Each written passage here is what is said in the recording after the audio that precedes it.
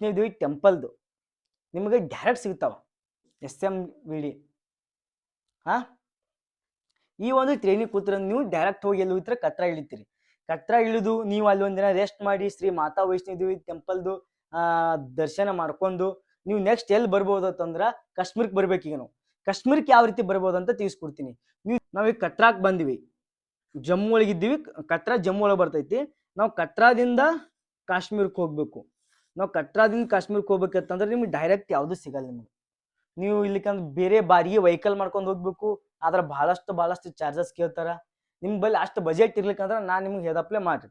ನೀವು ಕಟ್ರಾದಾಗ ಇದ್ದೀರಂದ್ರೆ ಅಲ್ಲಿಂದ ನೀವು ತ್ರಿಕುಟ ಭವನಕ್ಕೆ ಹೋಗ್ರಿ.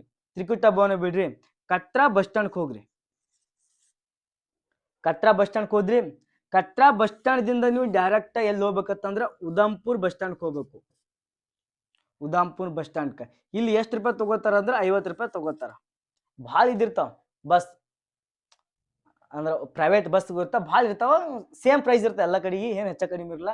ಯಾರು ಏನು ಮೋಸ ಮಾಡಲ್ಲ. ಅದ್ರೊಳಗಂತೂ ಸೇಮ್ ಪ್ರೈಸ್ ಇರ್ತದ. 50 ರೂಪಾಯಿ ತಗೋತಾರ. ಇಲ್ಲಿ ಎಷ್ಟು ಹೋಗ್ತದ, ಒಂದು 2 hour ಜರ್ನಿ ಹೋಗ್ತದ. ಇದು ಬಾಳೆಬಾದ್ರ 50 ಕಿಲೋಮೀಟರ್ ಅದ, 50ರಿಂದ 60 ಕಿಲೋಮೀಟರ್ ಅದ. ಆದ್ರೆ 2-3 hours ಜರ್ನಿ ಹೋಗ್ತದೆ. ಯಾಕಂದ್ರೆ ಘಾಟ್ ಸೆಕ್ಷನ್ದಾಗ ಹೋಗ್ತದೆ, ಪೂರ್ತಿ ಘಾಟ್ ಸೆಕ್ಷನ್. ನೀವು ಹಿಂಗ ಹೋಗ್ತದೆ ಪೂರ್ತಿ. ನಿಮ್ಗೆ ಏನಾದರೂ ವಾಮಿಟ್ ಅಂತ ಬರ್ತಿತ್ತು ಅಂದ್ರೆ ಹೋಲಿಕ್ಕೆ ಹೋಗ್ಬೇಡ್ರಿ. ನಾನು ನಿಮ್ಗೆ ರೆಕಮೆಂಡ್ ಮಾಡೋದು ಹೇಳ್ಬೇಕಂತಂದ್ರೆ 50 ಕಿಲೋಮೀಟರ್ ಅದ.